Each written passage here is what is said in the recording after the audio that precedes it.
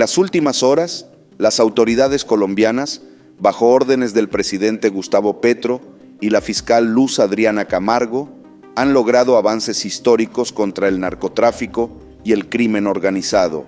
La incautación de 14 toneladas de cocaína, equivalente a un valor estimado de más de 3.300 millones de dólares, ha generado conmoción entre las organizaciones criminales y la oposición política, quienes califican los hechos como una arremetida directa contra sus estructuras económicas. Estas 14 toneladas, destinadas al mercado australiano, representan un golpe económico significativo. Para dimensionar, el ingreso anual por turismo en Colombia ronda los 10.000 millones de dólares.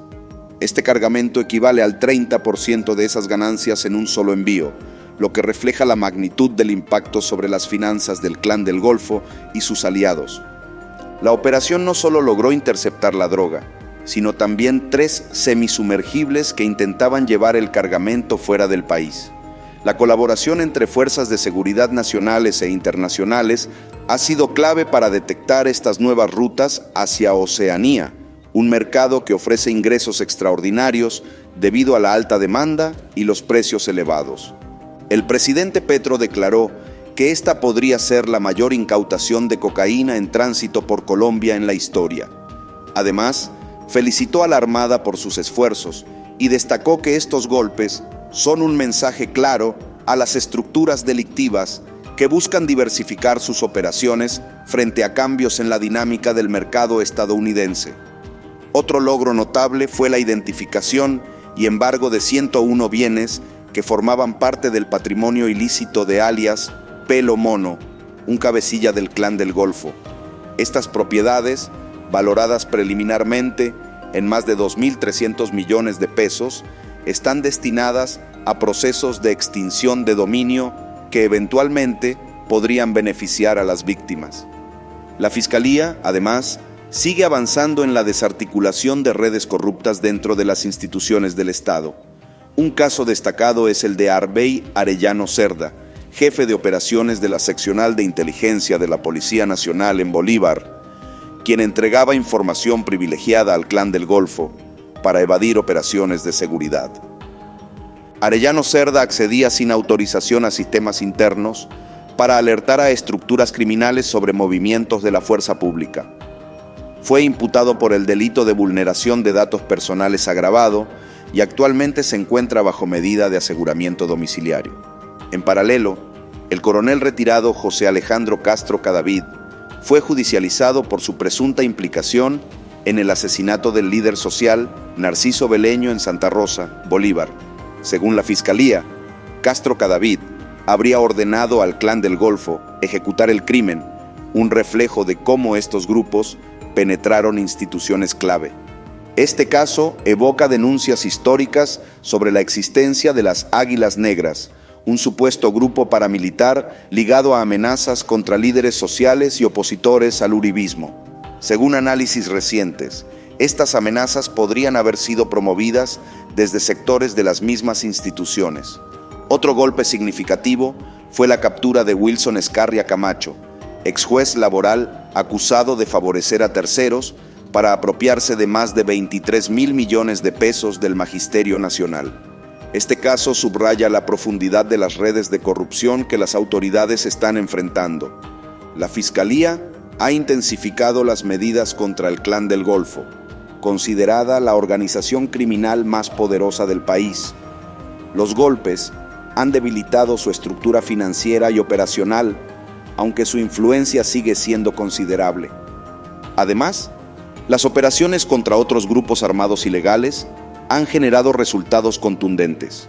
En el Cauca, tropas de la Tercera Brigada del Ejército sostuvieron enfrentamientos con disidencias de las FARC y capturaron a alias Luis Carlos, un cabecilla clave.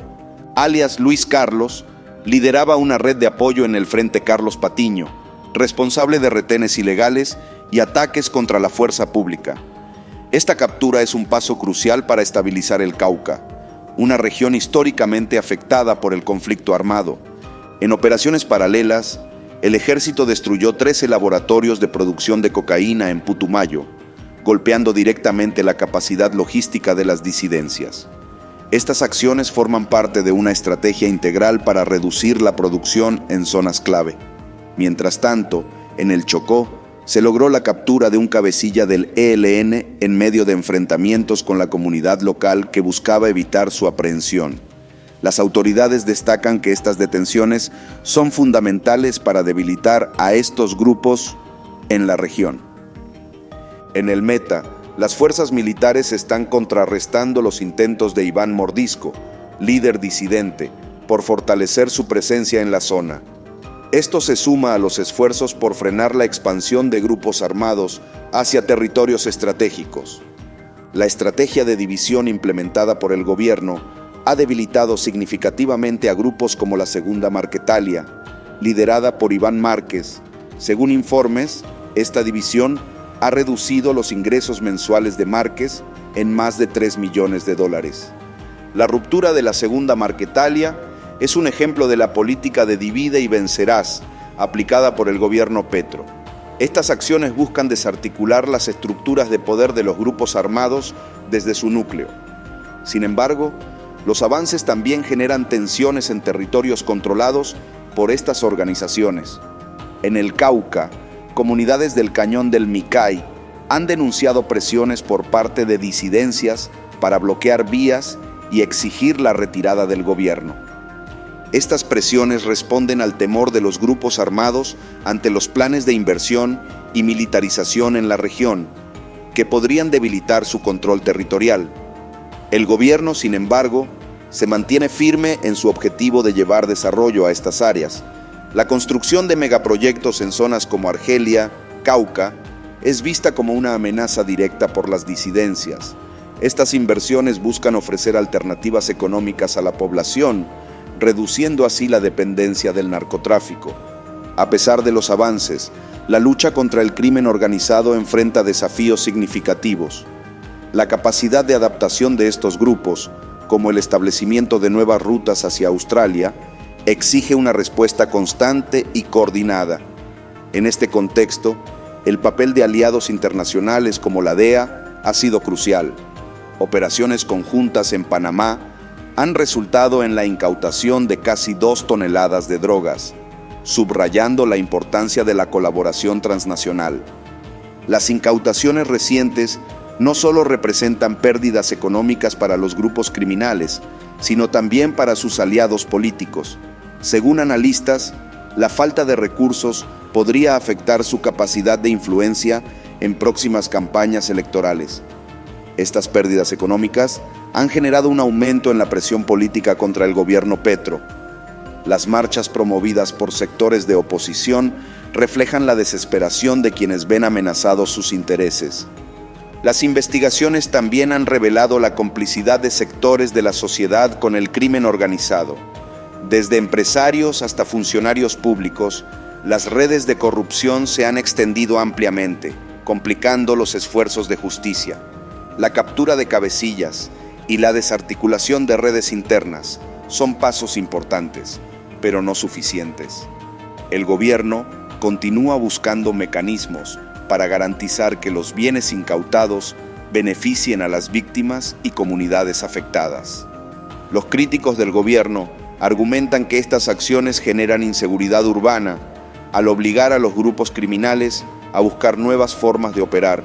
Sin embargo, las autoridades sostienen que estos sacrificios son necesarios para lograr una paz duradera. Las fuerzas de seguridad se mantienen en alerta máxima, conscientes de que estos golpes generan represalias. Sin embargo, el compromiso del gobierno con la justicia social y el progreso es inquebrantable. Este momento histórico representa un cambio de rumbo en la lucha contra el crimen organizado en Colombia. Los resultados obtenidos hasta ahora refuerzan la esperanza de un país más seguro y justo, aunque el camino por recorrer sigue siendo largo y desafiante.